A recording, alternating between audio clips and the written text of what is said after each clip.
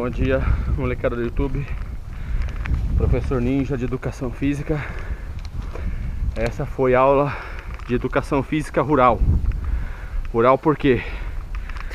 Porque tem que pegar na enxada, na pá, para arrancar o formigueiro que fica na quadra. Então, esse tipo de aula você não vai ter na faculdade, na graduação, nem na pós. Mas é bom saber que a situação é bem parecida com isso. A educação física real, ela acontece assim, num espaço inadequado, apertado, como vocês podem ver aqui, ó, um espaço pequeno. E se tiver formigueiro como tem ali, tem que arrancar para não oferecer risco para os alunos, tá bem? Isso me leva à lição de hoje. E eu vou contar com a participação especial do Bernard Chalot. Olha o que ele fala aqui. Abre aspas. A pesquisa educacional não entra ou pouco entra na sala de aula, pois os professores, na verdade, estão se formando mais com os outros professores dentro das escolas do que nas aulas das universidades ou dos institutos de formação.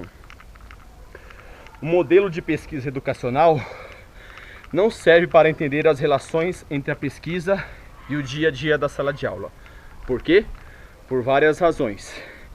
Em primeiro lugar, a pesquisa ocupa-se de certos aspectos do ensino, e o ensino é um ato global e contextualizado. Assim, nunca a pesquisa pode abranger a totalidade da situação educacional.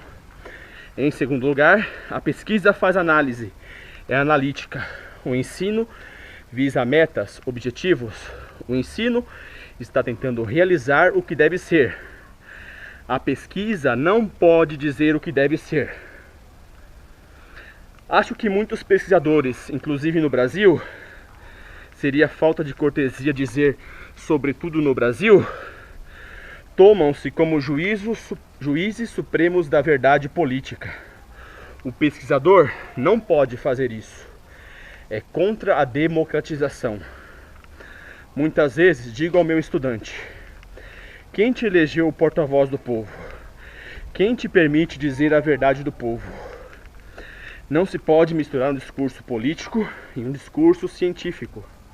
É muito perigoso, inclusive ideologicamente, porque tomar as questões políticas como verdades científicas é dar uma versão muito perigosa para a democracia. Assim, há uma diferença estrutural entre um ato pedagógico, o ato do ensino, que sempre tem uma dimensão política, e a pesquisa, que deve ser mais prudente, que deve analisar o que é e não pode dizer o que deve ser. A pesquisa não pode dar inteligibilidade a todas as mínimas ações da vida do professor na sala de aula. Por essas diferenças estruturais tão grandes, acho que ninguém tem o direito de dizer ao professor o que ele deve ser na sala de aula. A pesquisa não pode dizer o que o professor deve ser na sala de aula. Fecha aspas. Muito bem.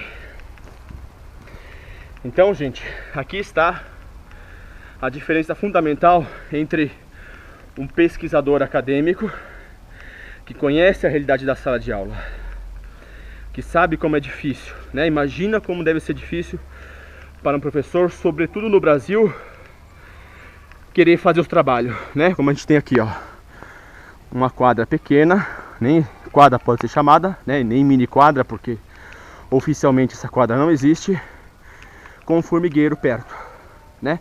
Então a gente tem que botar a mão na massa, pegar na enxada, na pá e arrancar o formigueiro de lá.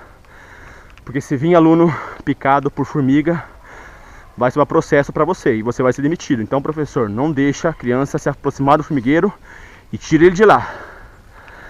Fora do seu horário de aula, mesmo que você não ganhe para isso. É melhor do que tomar um processo.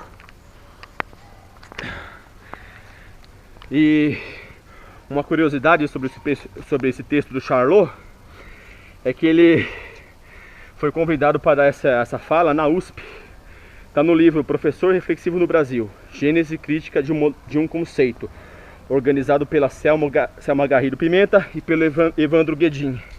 Eu fico imaginando a cara do povo na hora que ele começou a falar isso, né? Que ele fala assim: quem te elegeu porta-voz do povo? Quem te permite dizer a verdade do povo? Né? Eu fico imaginando o desconforto do pessoal na mesa, lá na mesa lá, e o Charlot falando isso, né? Desautorizando aqueles acadêmicos lá com seus títulos de doutores, que às vezes deram aula há um mês, ou nem isso, numa escola pública, e já acham que conhecem a escola pública brasileira. Né? A escola pública brasileira que está sucateada, sendo precarizada cada vez mais. Né? O estado de São Paulo aqui, por exemplo, fala que só 5% da sua rede de ensino não tem quadra. Então essa aqui é uma escola privilegiada entre os 5%, né? E esse é o plano, é tornar a educação cada vez mais precarizada, porque aí o filho do pobre vai ser cada vez mais alienado, e assim é fácil dominar a população, né? Então, pensar sobre isso, pensar sobre a relação da formação de professores e pensar como tem professor universitário totalmente alheio ao que acontece realmente numa escola pública. Abraço, até a próxima.